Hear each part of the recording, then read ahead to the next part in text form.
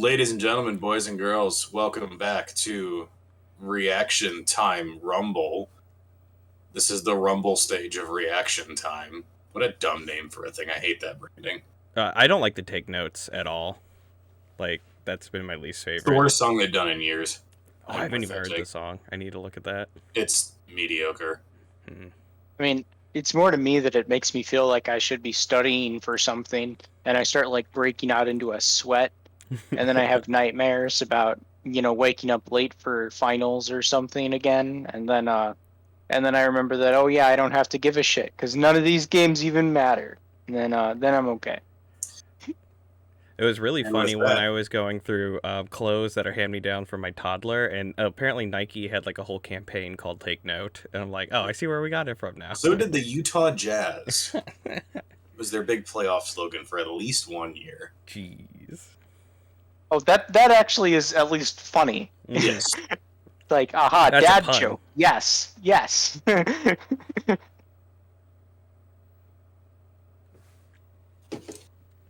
So anyway, we're here.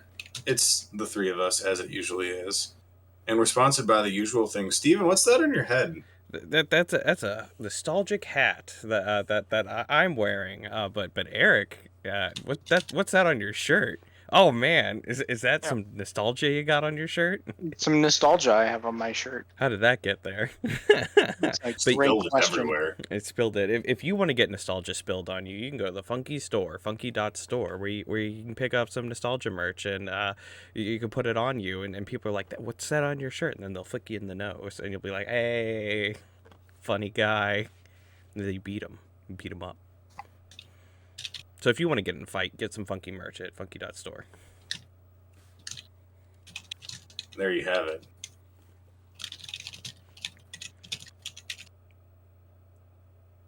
So, there's been, as I perhaps alluded to, a Rumble stage. I have a question that I think we can lead in. Why can't your boys beat G2? Explain this to me. Okay, so I'm going to start with this on a related note. I haven't watched the last game, the last EGG2 game. Did that even matter for seeding? Yes. Yeah. Oh, but only to them? Yeah. So it didn't matter. Royal got basically, choice. I guess. 3-4 did not matter. Oh, okay. Yeah, Royal got to choose who they wanted to play. And Who? like they picked in order. But like just to point out that there was a dead rubber game in there that did not matter for future progress at all. Right. But you should win those. Meme game, whatever. As soon as I saw JoJo played mid Tryndamere, I ignored everything that happened in that game. Oh no, that was actually legit. That was one of the games where they looked like they had a shot of winning. I thought they were for going the record. To. Yeah. Yeah.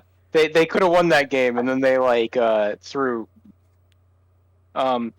It was crazy because like Impact had a huge lead on top cannon. Their strat worked really well, and then what happened is G2 just decided, okay, as soon as we see Impact on the map, we run either at Impact or at the other side of the map as fast as possible and just kill someone. And then just like hard snowball through that to take like 3 objectives. And they did that like 3 times in a row at the end of the game and won it. And but like EG totally had a shot of winning this game. They just got like overwhelmed by the sheer audacity of Jankos running at them real fast. Yep. I have no good answer for this, and my bad answer is beat T1 doesn't matter.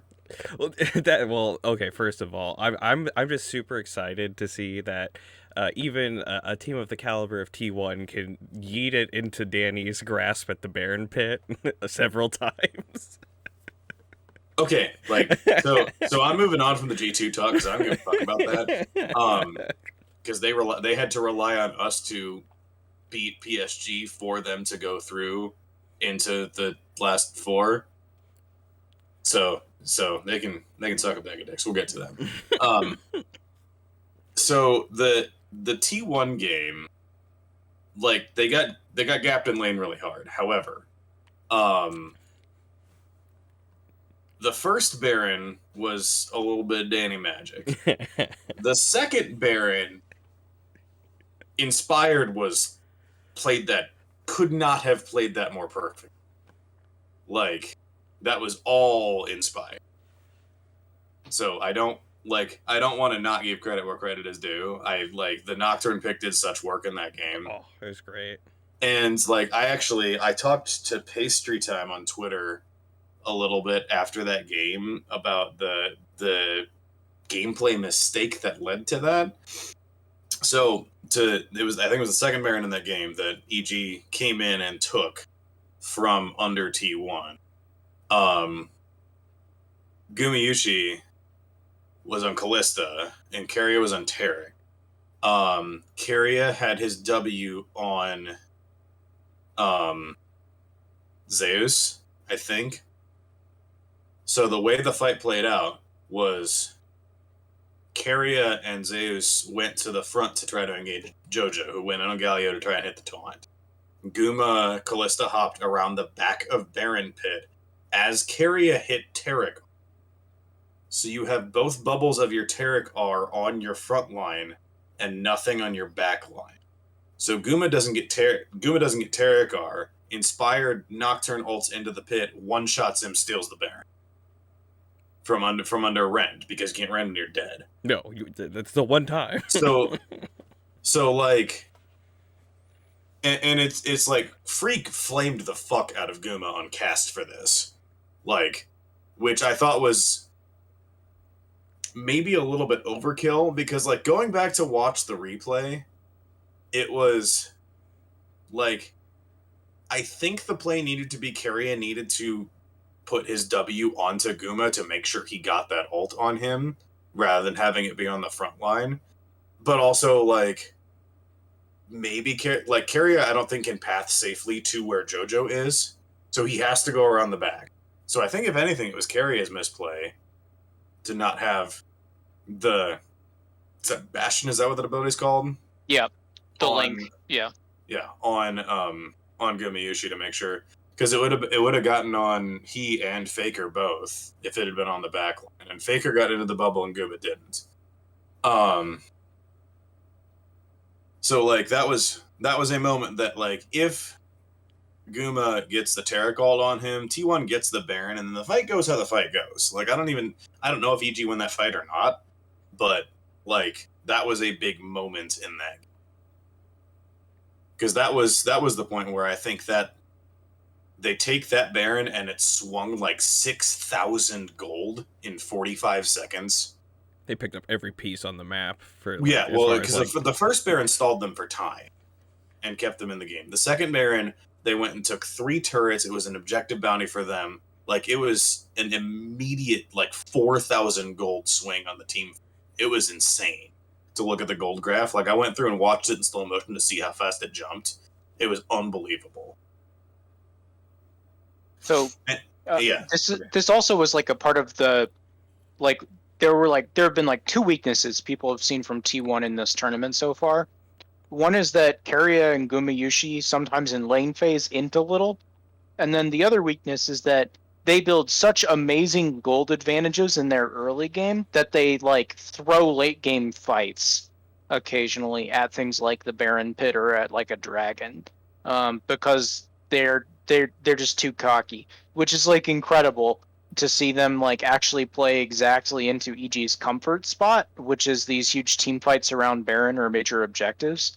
But it was like this was like a great example of like, here's EG doing the one thing that they're really the best at, and T1 likes weaknesses in like very specific map play scenarios getting exposed, which is fascinating because like they're so good actually at split lanes and split map play earlier on in this tournament, but then like once they hit like a certain minute in the game, like I want to say like 30-ish minutes, 28 maybe, they start getting a little bit questionable. They have a Baron tunnel, and then things fall apart. So really interested to see that it'll play out in best of fives as opposed to like these best of one games, which are kind of throwaway. We Yeah, still haven't seen a whole bunch as far as like tech. I like the Nocturne from EG. The Tarek coming back is hilarious to me because he was played multiple times in this. Yeah, it's been on about. Yeah. So in best of fives, there's a lot of looks you can bust out still. Like there's lots of different. I think the only thing that's kind of like solid is like Ari still has a lot of priority. Gwen, GP. Yeah. What happened to Ornn? Now that I'm thinking about it, just he's out and about. Like it was picked fine. Like there were teams that was going for it, but it was like the GP priority went way up. Impact's Gangplank was filthy. The couple of games he was running out. There were a couple team fights in Top River around Rift Herald in the PSG game that clinched them group stage, where he just did disgusting barrel damage. Callista's like really risen in prio. People like but not in win rate. Which not in win rate, commented but on by the prio. guest. Yeah. Is that because of Tarek then? Just not just Tarek, but like it's more for the lane dominance. Mm-hmm. So people are looking for ways to the teams are looking for ways to win lane hard, at least in this stage. We'll see if that continues into best of series, or if this was like, you know, purely a BO1 get the W shape. But like the Callisto was really big in like these best of one games here towards the end. And then it wasn't just with Tarek, they played it with the other engaged supports too, like chuck them in there. Yep. No, there was the mid Callista flex. I think that's really the reason why these teams started playing Callista. Was it Buffaloes who played Callista mid and it looked really bad, or was it in the earlier stage somebody played Callista mid lane and it didn't go well. But then like afterwards teams started playing Callista bot lane. So a part of me wonders if it wasn't just like the, you know, oh right, this champion exists. I should pick it in this game, and then they started winning with it. Well, and like to go another level on champion, we've talked before on the pod, and it's a really obvious thing that whenever you have a champion who can flex multiple roles, it's a big deal. Let's talk about Gwen, because Gwen in the Rumble stage was played in 3 different roles, and I think got wins in all 3 different roles. Definitely won top and jungle. Yeah. Not sure about mid lane. Well, so Caps played Gwen, however, he played it in top lane. So like he and Broken Blade did the lane swap into like the least shitty matchups. It was still really shitty lane matchups, but that's how they played it. Mm-hmm. That specifically worked because EG locked like Kennen and Tryndamere, so it was like they were like double top lane quote unquote matchups. So Yeah. then they opted into the double top lane match. But like the jungle flex was good by Buffaloes. I don't know if any team after this stage is going to opt into that, because like that didn't seem like it could have worked. It didn't seem like it should have worked. However, Eric was real mad about G2's draft in that game, I think justifiably. Yeah. Oh, it was they had like that was the Anivia Kaisa game. Yeah. Where like half their team is like hard engage and the other half is like peel and trying to like kite back and and create zones of control. And it's like, what's the freaking point of your Anivia if the rest of your team is just like YOLOing over the wall? Like the full team comp is Vladimir, Wukong, Anivia, Kaisa, Nautilus. That's a lot of Wumbus. So I guess the intent is you have Wukong ult and then Vladimir ult and then you drop the Anivia aura over them. But like, how is your Anivia getting to range to follow up on this safely? It's just very bizarre. Well, and the other thing that didn't seem like it could work, which was talked about in the game, is like the jungle Gwen. It's got good clear speed, particularly if you get ahead, but it also doesn't really have good gank setup on its own. It needs help with that. And Buffalo had Galio Aatrox as their solo lanes. So conditional gank setup, like you gotta hit something to get that to work, which to their credit they did, which is what got Gwen ahead. Is they got 2 successful ganks on the Gwen gets her Leeching Leer first back, and then all of a sudden she has monstrous clear speed and gets to basically have solo lane level of gold because she clears so fast. And like that was the way it sounded to me is it's just that PowerPoint transition where since it got ahead early, it looked really good. Had it not gotten ahead early, it might have looked less good. Especially since like the other top teams have actually started trying to opt out of the carry jungles. Like it's opted into more like gank assist junglers in general, or like engage where you're like, you know, you're playing the Nocturne where you're flying in with your ultimate. It's like not like, and even this Nocturne build isn't like carry Nocturne like full damage. It's a little different. And so like I don't know if any of the teams would opt into like especially with like Viego's win rate being low in this stage as well. Like, well, and everybody's still picking it though. Like yeah. And I think But it these seems look like better it's in less best of the fives. priority. Yeah. Like just looking at this is the last 10 games played. It was picked in 7 out of the 10 games. Yeah. So it's still high pick presence, but it didn't look very good. Yankos in particular did not look great on Viego. So I don't know. I'm expecting teams are going to opt towards. I'm expecting RNG and T1 are going to opt into Lee Sin, Wukong, and like potentially some other high pressure jungler in the best of fives, and like that's the play they're going to go. And EG and G2 will have to try and answer that in their own ways. Look, Royal played Viego like 3 of their last 4 games. I disagree. They're just gonna keep picking Viego. Fair enough. Until someone makes them stop. Like T1, like Owner's gonna pick Lee when it's up. He picks Lee, prioritizes Lee over everything else. However, Owner, the Poppy in T1's game against Buffalo on the last day was really, really effective and did good work within their team comp. And I thought was an interesting counter to a lot of what is going on within the meta. Because like the Poppy TF gank setup, that's like it works mid lane and then it works every lane. Which they did over and over and over everywhere on the map. The teams that aren't T1 haven't been looking great with TF though, in my opinion. So like we'll see if like other teams can pull that off. I know Yankos has played Jungle Poppy and looked pretty good. But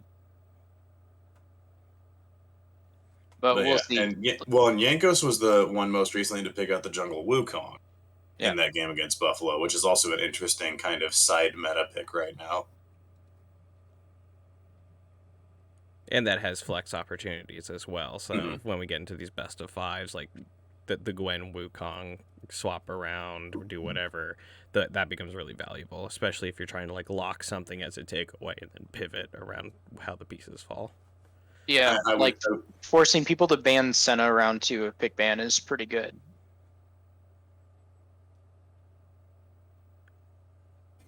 And like there aren't that many ADCs that haven't gotten picked recently in this Rumble stage. The AD pool is deep right now. We will see if it condenses in the best of 5. But like Danny pulled out the Samira, which was questioned in draft. However, he got banned really hard in that game, and it worked. Mm-hmm.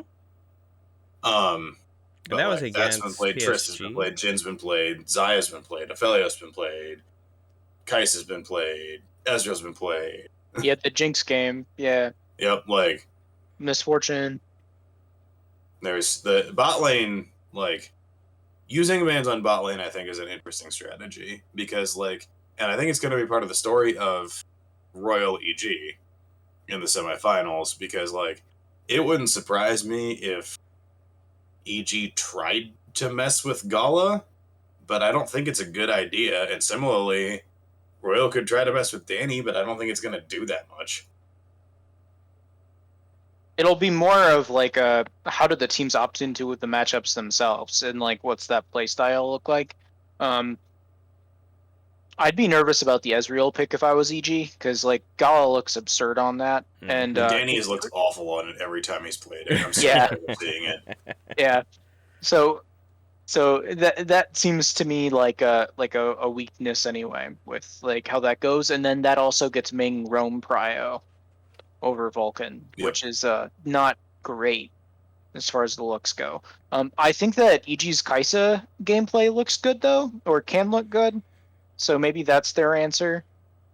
I think it's functionally like what they are looking for as far as like playstyle and comfort, like Jinx, and Kaisa, and then I don't know, the Misfortune. He hasn't had any, has he? Maybe one.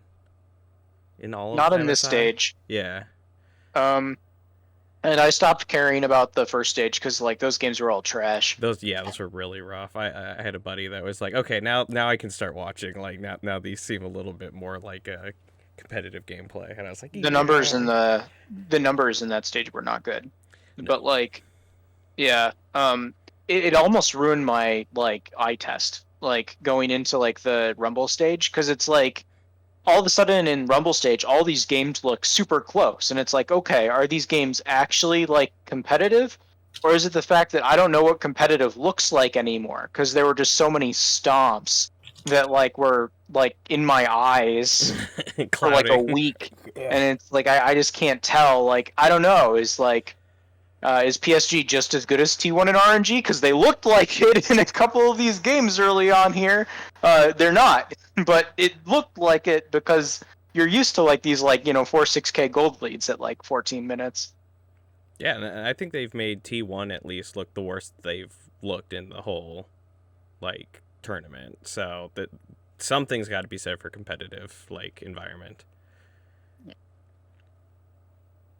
Yeah, like T1 is the only one that took off a game from RNG, right? Is that correct? No, it was G2. It was G2. That's right.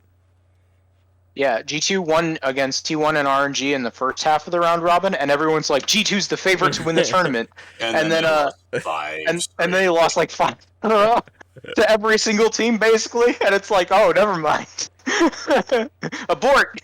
Hold on. Hold the phone. Shox isn't even here. What's happening? Shox is busy doing CSGO. It's fine. Yeah. Yeah, I do think it's a little bit of support diff, at least in play style with the G2 and EG. I wanted to circle back to why they can't beat them, but they don't have to fight them until the finals, so. Like the early and mid game have seemed fine, but like it is like there's like a point in the games against G2 where all of a sudden it seems like Yankos is like, oh, here's how we're gonna win, and then they just like execute the big brain G2 strats, and then JoJo's like, well, what's happening, and then like they lose out of nowhere. It's really what it feels like. It is, yeah, because I think like there's a Pyke game where like all of a sudden Pyke just like collapses them. It's like, oh well, it's done now, I guess. So the Pyke play I blame more on NA being bad in general. like they're not used to playing against picks like Pyke. There is no support in NA who will play Pyke. Like it's not Core's style. Like, and Core is the support who would have done it. But like, yeah, Core plays Tom Kench like Targamas plays Pyke, and so they're used to that. They're not used to this, and it was pretty clear. But like the EU players are used to Pyke. Like Targamas is like the third best Pyke in EU. Oh, sorry, fourth. I have to count Wonder, right? So like fourth best Pyke in EU, and so you have to figure it out. How does this work? But the days of Pyke being a 5-way flex on G2.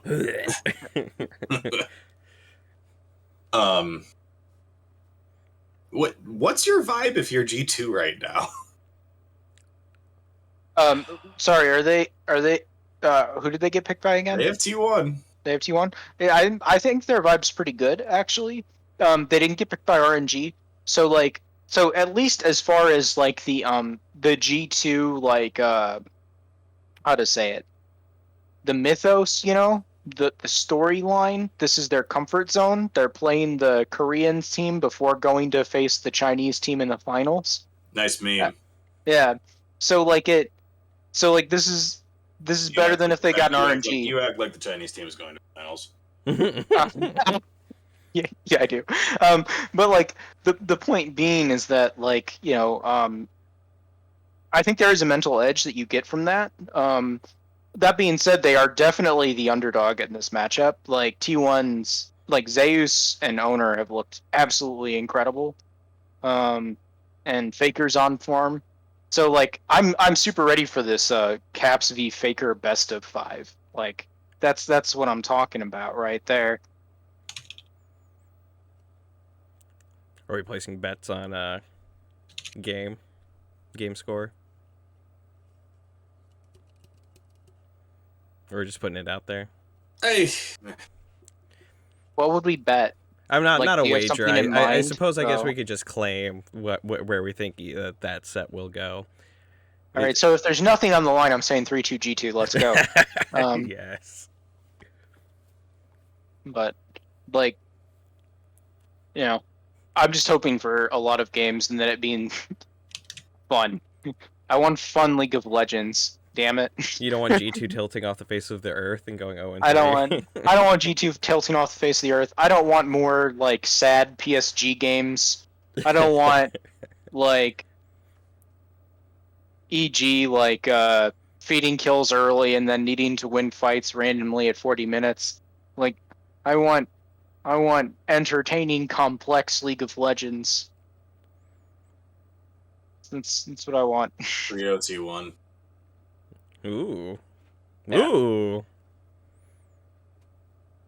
I like G2's only win in their last 6 games is over EG. And they looked actively bad in a lot of the other games, including to the 2 teams that did not make it out of the stage. Like, the Buffalo game was not close. You can just blame it. You can blame it on the pick ban if you want to. That was not close. Not competitive.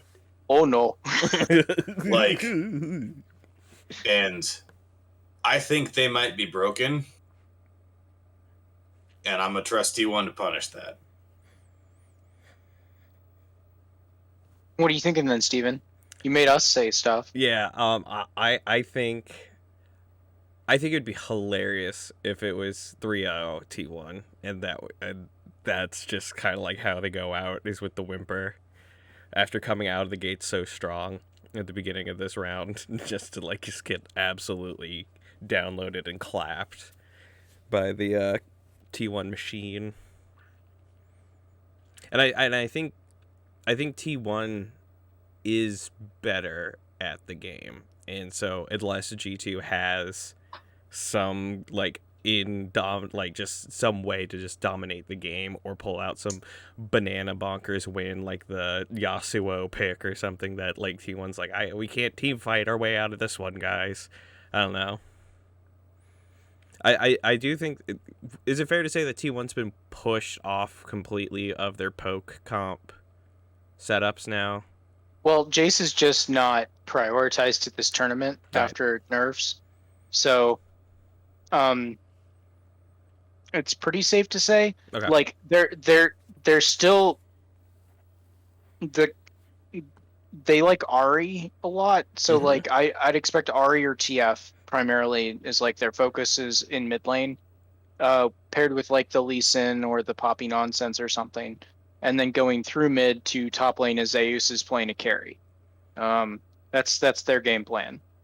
Yeah, so I think that's only saving grace is that T1 has been pushed off of their like core clapping all of Korea strategy, and that is like the opening to take. We'll see if they go back to it Okay. after this tournament, because like there has been some conversation around the fact that teams are specifically prioritizing champions they can play on 35 ping.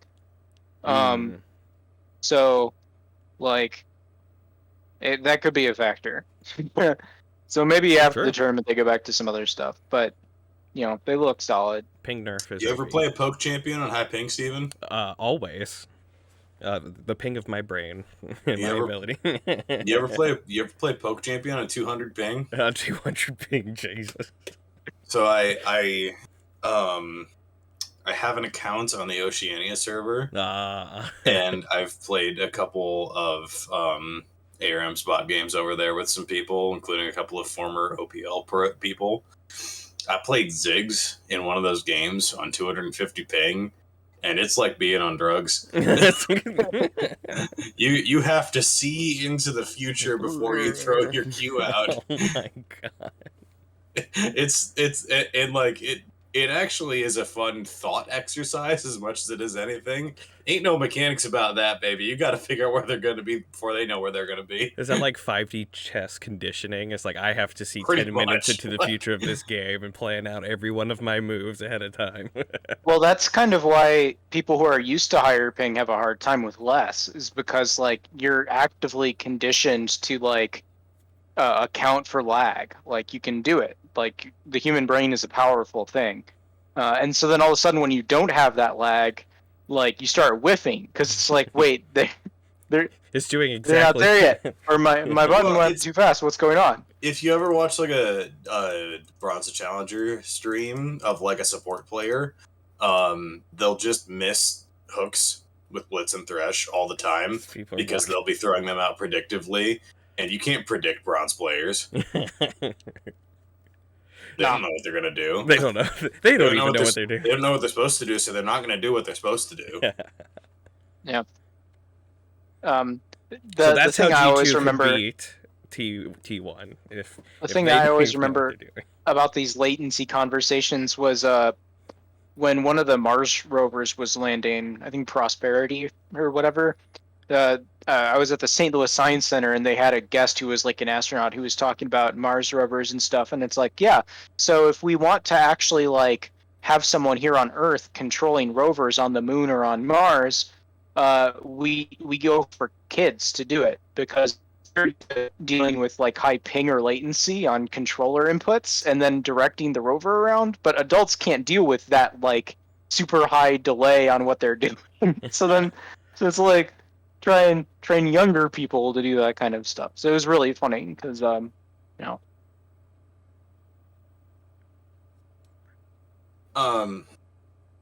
How like for Royal, like they've got to feel like they should be walking away with this, right?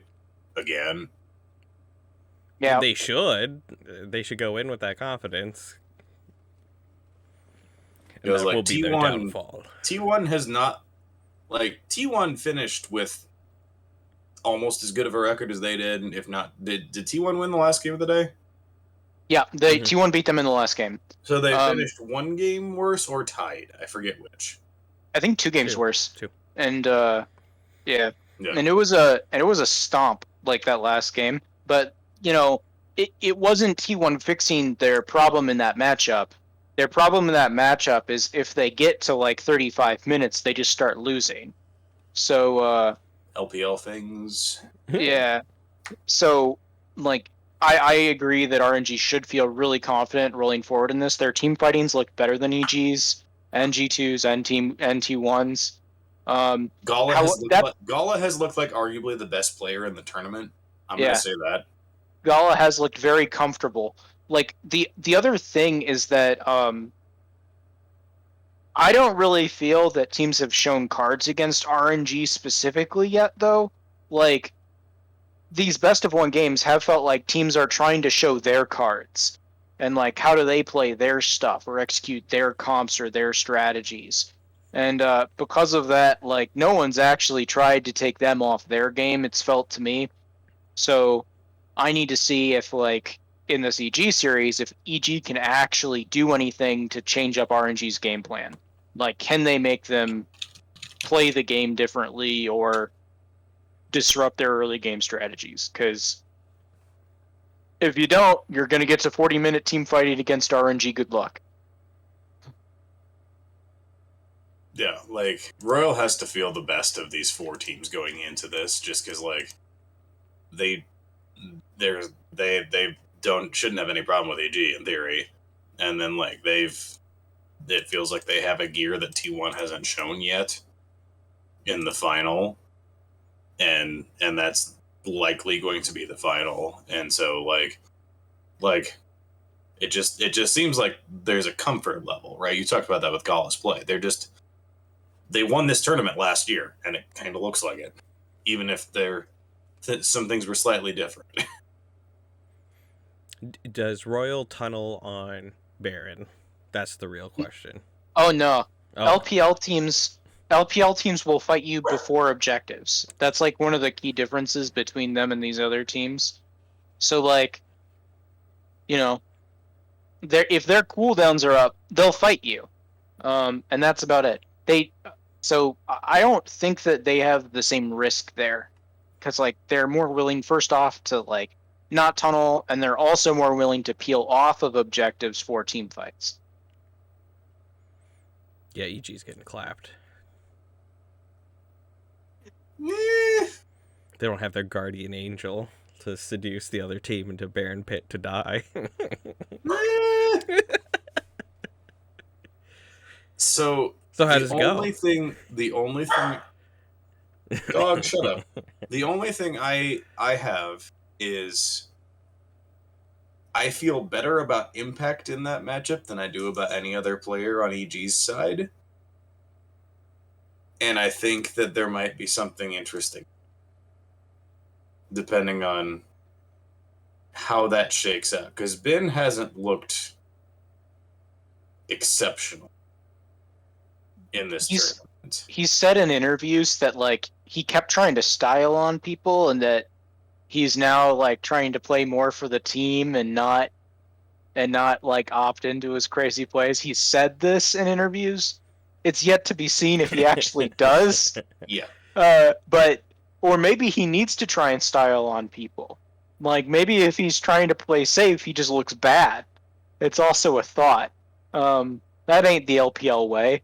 So, you know, it is interesting. That is like the lane to try and exploit. Like if there's a place to go, I think that you see if you can get Impact something that he can work with, and that's something that team fights well. Like we talked about GP Cannon, stuff that can work well within a 5v5 for EG and can empower them to win. Like the team play they showed in the PSG game with Nautilus setups into GP barrel chains, and Nautilus and like RE charm setups into like completely finishing kills were really, really impressive against a worse team.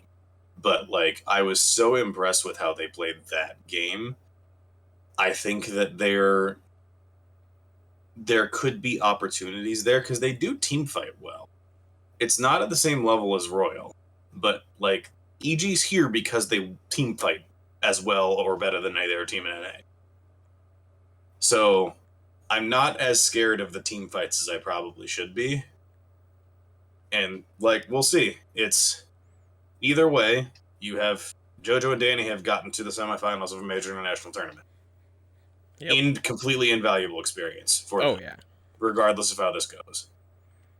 They got the first NA win against T1 since 2016. And if we want to think back about 2016, the semifinals of MSI featuring a North American team against the Chinese team, specifically Royal Never Give Up, went pretty fine that year, as I do recall never doubting them. Only to get slapped by T1 in the finals. So they do happen. There you have it. Anyway, 3-2 EG. Ooh, nice. But that's in the dimension where Royal just lets them have Gangplank, I guess. They're better in best of 5. Why would you let them have Gangplank though? I'm going 3-2 Royal. So we'll get to sweat. Wait, this is an actual series. Sweat this. No, it's 3-0. No, this Royal. is an actual series. This is 3-0 Royal. Easy. All right, we'll see Here's if the thing about Steven's LPL teams. right. They're gonna run it down at least one game this set. You didn't watch enough LPL playoffs. They all do fine. Like, But how do you LPL run it down against EG? You go into the Baron Pit, and you say they don't do You that. go So it's you can't officially get rigged. jinxed. It's It's actually a rigged. pretty easy recipe. It's rigged if Royal goes into the Baron Pit, and Danny's on Jinx. If they give up Jinx on game 1, how triggered are you gonna be? I'm gonna scream. I'm gonna like just like. It's like I'm having PTSD. It's like, oh no, I hear the machine guns and the chompers. What's happening? The Baron Pit, it's here? No. You hear the Jinx ult hit, and you're just like, ugh. I'm gonna go to give a therapy session, like in the middle between game 1 and 2. Like, I need help. I'm seeing Jinx rockets. All of a sudden, enemy from Imagine Dragons starts playing in the background. No. No. This is cyberbullying. This is actual. Riot's bullying me. EG. They're haunting me. They're living in my head rent free. I don't like it.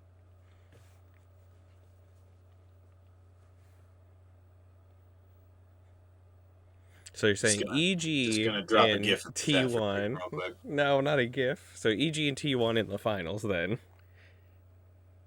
That's and that, like, I think this sits well for T1, particularly if, like, I think T1 wants that because I think T1 wins that, but they don't want Rogue. So we'll see. It's all to play for. Take notes.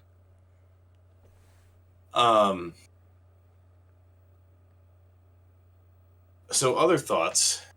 The big damage reduction patch hit live gameplay today. Steven, how mad are you about it? So is it season 3 yet? Is that what I'm hearing? It's League of Tanks season 3. No. No. Okay. They just made everyone tankier. Right. And then they nerfed heals and shields. Yeah. So it's like so base stats are up, heals and shields are down. Roughly that's how it's organized. I don't know. It doesn't sound like I can play Shamrock Shake Malphite, so I don't think it matters to me. I can't pop people instantly. I actually really like this as far as like strange off bruisers, and to me, like, it makes lane phase easier, which I am okay with as a thing. If you're playing like and it should shake up what's like meta or like high tier in solo queue, in my opinion, and like if I just get to play against Yone less, that's fine. Yeah, less Yone is a great, so perfect patch, 10 out of 10. Less Yoshimitsu's in the game, I'm fine.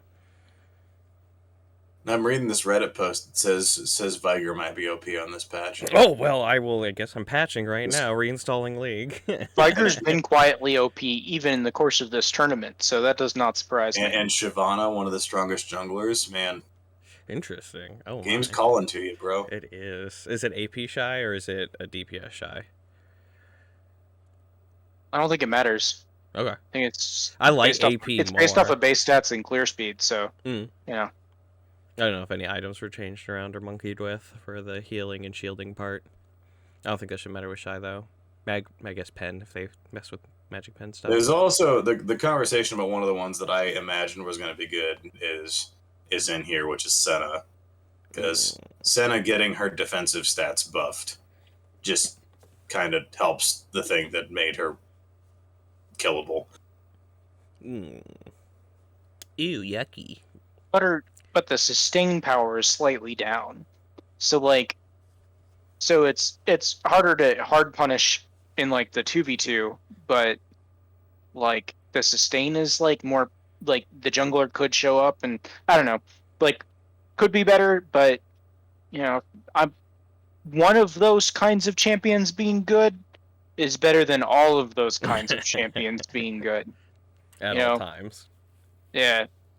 Now, if Seraphine's good too, then we have a problem. Yes. Like, also, how weird would that be if them nerfing shields and heals made like Senna and Seraphine and Sona playable? What even? They should just give Seraphine a new booty skin, so they might do that. The Callous Fiends. I really don't like that skin line. I knew we said I wasn't going to talk about it, but I really don't like it. It's not good. It's boring. They take away my fun skins. I want some the fun people skins. like boring. Well, Steven's just not a big fan of like a Jimmy Buffett's like Hawaii concert that happens every year, and that vibe. It's like that's like the sheer vibe of like all those skins is like, let's just have like a DJ concert on a beach somewhere. You know, quarantine that's is too Cali for me. You know, pandemic is quote unquote over. Let's go like standing tightly in like in like highly congested areas under a really hot sun, drinking fancy drinks out of cups while Yasuo's on stage mixing tracks. That's what this is supposed to be. It's lame, bro.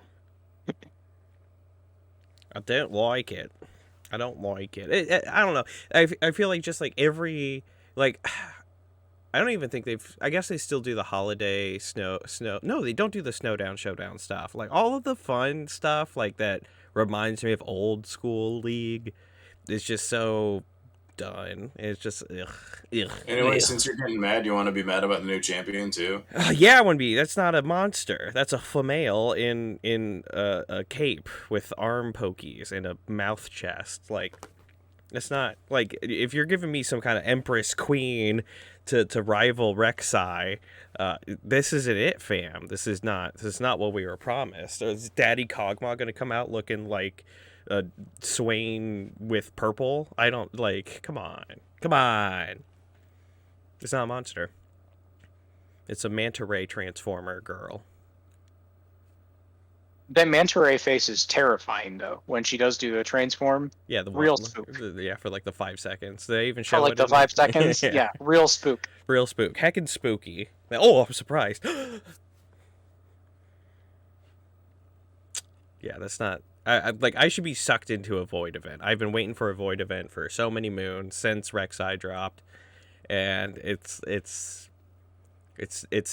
Kai'Sa again. Like Kai'Sa's like barely Void, and like you can do so much cool stuff with it, and it could be grotesque and awesome. Like I think I'll just like play League only with the actual monster champs in solidarity for all of that. Only Cho'Gath. All roles. All the time.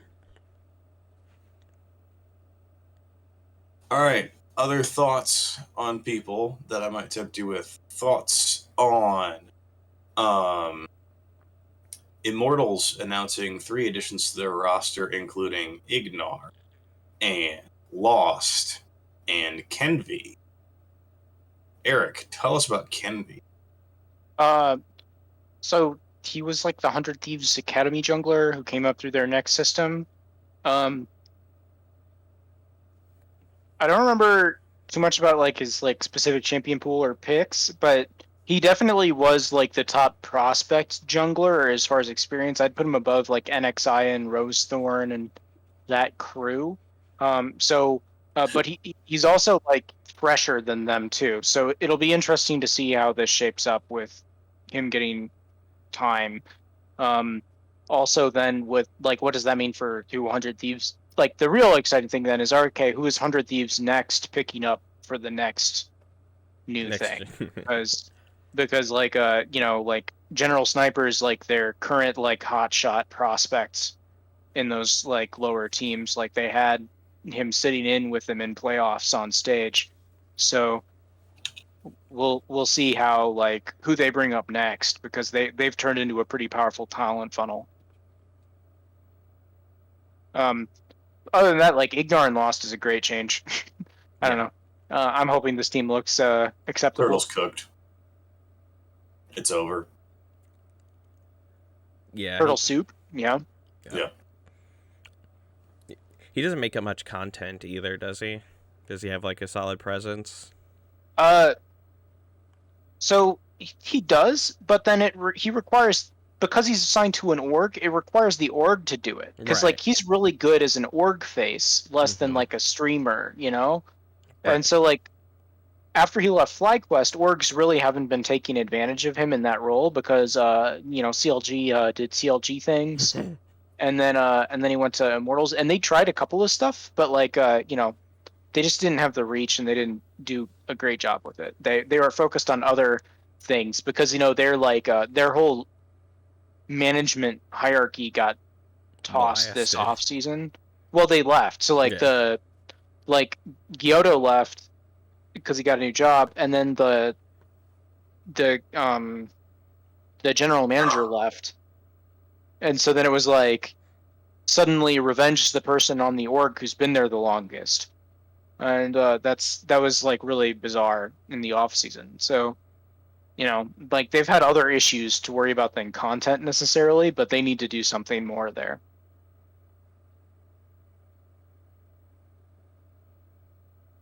Also, a reunion point of the Misfits almost World's quarterfinal winning duo of Power of Evil and Ignar from a couple of years ago.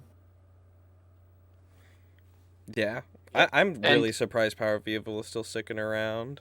I'm glad well, for it, but so he specifically wanted to play with Ignar Mhm. as a part of what really led into this. So hopefully he looks more motivated this split,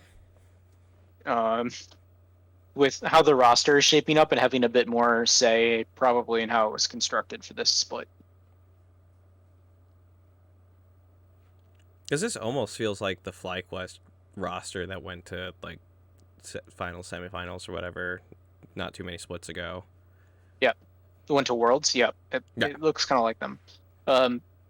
We'll see though, because like, we got to see how top lane shakes out in NA. You know, Yeah. because Revenge looked pretty good, but then like the top of the top lane pool was stacked this split. So like, what's gonna happen this off season? Because like, if Fake God's gone, like who else is around in top lane? How does Revenge stack up against them? How does their jungle situation play out? Do they have good synergy between jungle and support and mid lane in this team? Because it's going to be really hard for them to transition to mid game with this new lineup unless they have a really sound game plan. I might have forgotten. Did Summit end up somewhere? Or is he still Not in yet. limbo? Okay, yeah. Okay, cool. I was like, I figured Unannounced, but he has 0 buyout. So like, and he's not going to Korea. So there's 100 options. Thieves next. Well, unlikely. Like I heard Misfits being thrown around as an option in EU. That team is scary, but like he might be on. But like Dig was also getting thrown around as an option. There's plenty of teams on the table. For sure. I was just wondering if the chips had been played yet or not. The dice cast, as it were. Other free agency shout outs to the jungler of Order, Kevy, who got to play 8 games at MSI, lost every single one of them, but parlayed that successfully into an academy contract and is moving to NA. CLG Hey. Academy signed him right after he was done in the tournament. Perfect. Do it. A lot of the teams from NA actually are in Korea for MSI. So like or players around. from their teams are. So which is about. very smart, both from a talent smarting perspective as well as from a practice environment perspective. Like, so pretty clear that these teams and players are invested and they're putting in effort. We'll see how it transitions into like next split. We still have 3 world spot in NA, right? We haven't lost one yet. 3. Not yet. Not yet. Okay. Yeah. And those are all up for grabs. We'll even have a first seed this time. What even? So. Bro, what? Yeah, like. So. It'll take a lot for a team to beat 100 Thieves in TL, though. There's the other two, right? Right. Like C9 will have to show some real spice if they want to take one of those two spots. Well, and we know what their roster is. We'll see how that goes. Yeah, remind me again. Jensen. Oh yeah, Jensen. Fudge And back Fudge to back in top. Add Jensen. Sven support. Yeah, Sven support. That's right. Oh my god, I forgot about that. That's exciting. To be fair, if they've solved their team coordination issues, and so it's just like it's back to the Blabber Fudge show, and then they just have Berserker for insurance. Like, that's a strong team. That's a very strong team. That's a very scary team. So, like, if it works, it's great. They're gonna have to. I have a feeling they'll have some hurdles to get through. This is yet again, though, a team that's like completely older than their head coach, so it's very bizarre. Hey, as long as you play the game, get the W's, it works. It works. Speaking of playing the game and getting the W's, we next pick up the MSI games this very weekend. All 3 sets start at 3 a.m. U.S. Central Time. Royal EG is on Friday early in the morning. T1 G2 is on Saturday early in the morning, and the final is on Sunday early in the morning. Ooh. We're at the home stretch. We are, and then we get probably a week or two off. Unless we're like roster swaps are bonkers, but I think it's mostly shook out now. There's definitely time off in LPL and LCK for Asia games. Yeah, and I don't think the LCS has announced their summer start date yet. Don't think so. So there you go. That's about it for this week. Steven, what Pokemon have you been playing? I've been playing a lot of Greninja, Big Frog Boy. I've also been trying Turtle Spin, Beyblade, Blastoise Rapid Spin. Build is fun. Not as successful as I want to be on it, but I'm still having a good time spinning and saying let it rip, and then doing that. But almost a master again. Still a relevant cultural phenomenon for kids in 2022. Yes. Just in case you didn't know. I love it. I end up on Beyblade TikTok often enough, and I'm just like, ooh, how much are those? No. I did almost buy some Transformer stuff. Beyblades and Pokemon cards have both stood the test of time and are still out there in elementary schools 25 years after I was there. Yes. Yeah, they have a completely new Beyblade launchers and stuff. They're way better, and I'm just like, ooh. But I'm not getting them in my house. My kids will injure someone. Someone will get hurt with those. Eric, what you been playing? Been playing some ARF. Lots of champs, plenty funds, much WoW. What's your favorite thing you've played in the RF? Oh man. I had a fun Galio game earlier today. Ooh. That was fun. I like me some Galio. I play the bird skin, and then I do the chicken dance. It's real satisfying. As required. I also have played some RF. The Aurelia is the most satisfying thing I've played because she's kind of broken in it, but it makes me feel like I know how to play her better than I do, which is nice. I could just kind of 1v3 in the game I played. It was kind of fun. Aurelia is fun. She's a delight. My fingers are not fast enough to play her well in this or normals. Details. Go take her over to Oceania for a spin and see how it goes. Yeah, last hitting. Last hitting is not a fun thing on lots of ping. Let me tell you. I'm not good at it on my normal, pretty decent ping. So, there you have it. Steven, what's our content map for the week? Oh, lots of Pokemon Unite, the Master Quest. I will eventually get Master. I have like 69 days, the perfect amount of days to get to Master. I'm almost there. I think I'm in Ultra 5 again, so hyphy.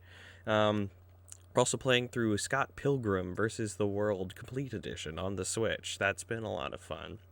I wish Ubisoft servers were better than the Nintendo Switch not servers, but you know, it happens sometimes. It's a good fun romp. I don't think I've ever played through a side-scrolling beat 'em up, so it's a fun first venture to prepare me for the Ninja Turtles releases that I'm very Oh, are you interested gonna in. play Ninja Turtles: Turtles in Time?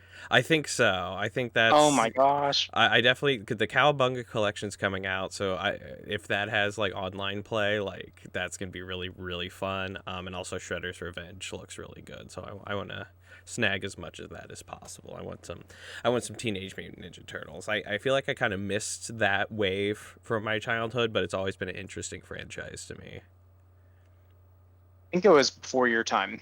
So it was the cusp. Like my older like cousins and stuff like were very much into it. So I was like, ooh, Yeah. this is cool. But I was just very much more like a extreme dinosaurs and street sharks kind of guy. If we're going into mutant animal television shows catered for selling toys. So there you have it. We'll be back next week to talk about The who victors, actually won MSI. who got them dubs. Who got them dubs? So there you have it. We'll be back next week. See you later. Bye.